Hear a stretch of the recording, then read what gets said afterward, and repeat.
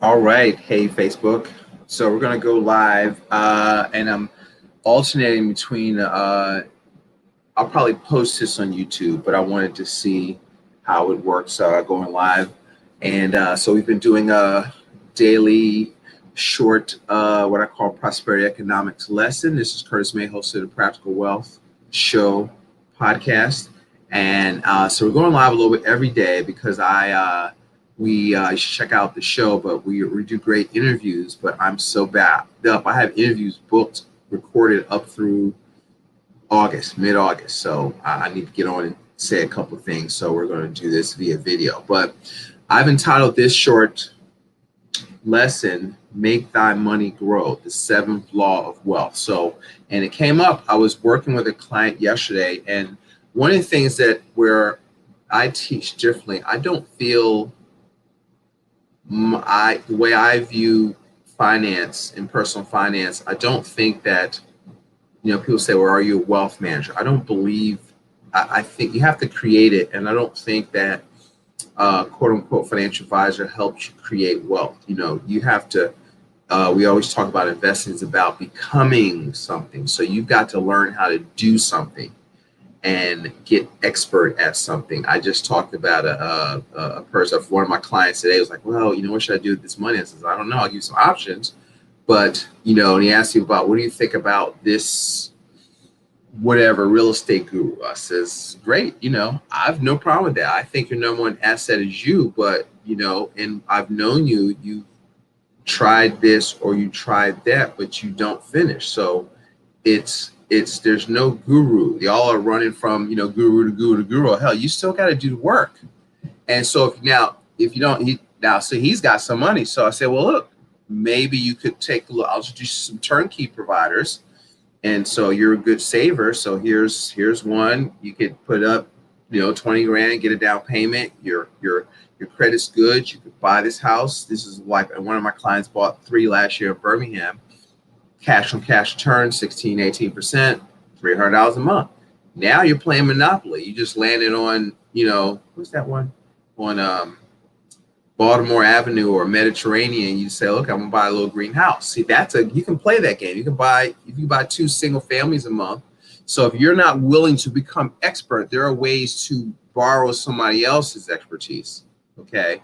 But you have to be in business. But this is more so about that. See, one of the things, so now what I'm reading from, because I ended up talking to one of my clients about this yesterday, and I recommend y'all, this is, see this, The Wealth Choice by Denis Kimbro, Success Secrets of Black Millionaires. So I heard him speak, he totally fired me up. This is my autographed copy of the book. And through him, I found my favorite entrepreneur. There's 2. So there's another book called Black Titan, A.G. Gaston. And then there's like a tie, but who I like probably, he was a black entrepreneur from Chicago in the 50s, A.G. Gaston. And so his story actually fired me up and pissed me off at the same time. But one of the things, let's go back to what I was probably running this in a hole, but your number one asset is you, right? You've got to invest in you, your mindset, your skill set, your network, right? And so this book proves that, the traits of people that want to win. And so, you can't cop out that, so-and-so don't like me, or, the system is against me, or all that. See, maybe I'm about to curse, but all that stuff, because you can make excuses or you can make money, but you can't do both, right? And so I'm going to title this little episode, from have to have not, right? And so the wealth and self-development, so I'm reading from the book, are the 2 most conspicuous quality. The name of the entrepreneur I'm going to talk about is S.B. Fuller, and he's got a great autobiography that I would, if you can find it, it's kind of rare that you can pick up. And so he's brought up in poverty. He only had a 6th grade education. He began to teach himself to bolster his professional development by reading books, The Art of Selling. Okay, you got to sell something. Jay Wright, who has a great podcast called The Black Entrepreneur Blueprint, he says you got to sell something. There's only 6 things you can sell. You can sell your physical products, your digital products, or your services. or you can sell somebody else's physical product, somebody else's digital product, or somebody else's services, or any combination thereof. But you've got to get over yourself, and you're going to sell something. But let me define sales. Sales is helping people make a future decision that is good for them. It's not about talking people into stuff. Okay. And so he started out selling like burial insurance, and he made daily morning lectures and improved his speaking ability, and he honed the philosophy of self-help and independence. And so he ended up buying a soap business and started wholesaling for. He started his first business with $25, selling $25, selling soap. Now this is in the 30s, 40s, right? And he started selling soap wholesale door to door. And he, in 1951, he purchased a 7-unit apartment complex, and he began to the seventh law of wealth: make thy money grow. He urged. So I'm talking to my to yours blacks collectively to assume responsibility for their own growth and development.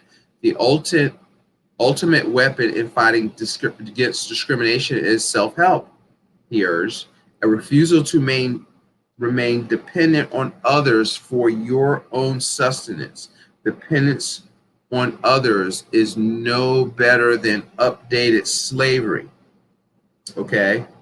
Did y'all hear me? Okay. This is in the 40s, 50s. All right. So he says rag to riches should have made him a hero. And that was until 1963. He was the first black member to keynote at the National Association of Manufacturers.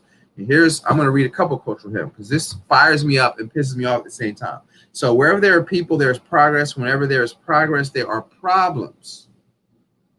The number one domestic problem in America today is the race problem.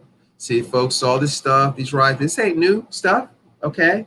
And it is contrary to the laws of nature for man to stand still. He must move forward, or the eternal march of progress will force him backwards. The Negro, this is written in the 60s, has failed to understand.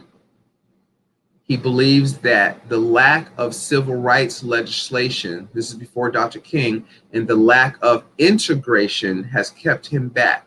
But this is not true. The lack of initiative, courage, integrity, loyalty, and wisdom are responsible for his not making the rate of progress he should make. If the Negro had the amount of initiative, courage, and imagination required, he could control retail selling in his own community.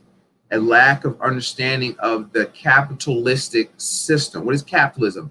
An ever-expanding system of cooperation amongst strangers. It is not ConAgra or all this stuff y'all think it is. It's big business in bed with government. That is not capitalism. That's corporatism. That's crony capitalism. That's mercantilism. Okay, that is not capitalism. Is a small business out here hustling, trying to create value in the marketplace. Okay, and so is the lack of understanding of the capitalist system and not racial barriers that keep the Negro from making progress. Ooh, what did he just say there? And so that's deep. Okay, and so now there's another. Where is it? He says, I can't find it now. Basically, he made this speech, and it came out in the U.S. News and World Report. Oh, here we go. So this wasn't new to him, right? So now he was quoted in the U.S. News and World Report. He said, he elaborated, the minute Negroes can develop themselves so they can excel at whatever they do, then they are going to find that they don't have many problems. This is kind of how I was raised, okay? And in business, my grandfather was in business. So I never, I'm not bragging, it's just is. I never got that go get a job talk. And so that is interesting. So it's all, see, what do you train yourself to think about? He says if they train themselves to excel wherever they do, They won't have any problems. So now that incensed the leadership, because that is against the party line of we need leaders, we're victims, we need somebody to advocate for us. Well, you have to pull your own little red wagon. So this is just so they took his $15 million empire. They boycott NAACP. I was put it out there because it's in the book, and I'm sure they've changed now. But that was against the party line of, because if you don't see yourself that a victim, there are a lot of groups that don't have a bit. That's their, what's their word? That's their plan to collect money. You see yourself as a victim, donate money to us, and let us advocate for you. But you need to take control of your life. So, because if you want to be economically independent, then you've got to go from what I call economic childhood, dependent on somebody for a paycheck, dependent on other people that teach you, tell you what to do with your money, to economic adulthood, where you don't have to be an entrepreneur. I'm not saying jump out a perfectly good airplane, but you need to have more than one way to make money. And economic adulthood is, learning how to buy or build your own assets so that you can create cash flow greater than your expenses. Okay. And it is your job to do that. It's nobody else's job. It's not the government's job. If you're listening and I'm your advisor, it ain't my job. Okay. I'm going to teach you how money works, but you have to take control of your life. So anyway, this is my 12-minute rant, and hopefully this helps somebody out there. For more like this, go and check out the Practical Wealth Show. If you'd if you'd like to have a talk, go to practicalwealthadvisors.com and schedule a free. It says apply to work first. Basically, it's just a complimentary consultation. But keep listening, like, and share. Hopefully that helps somebody out there. And y'all have a great day.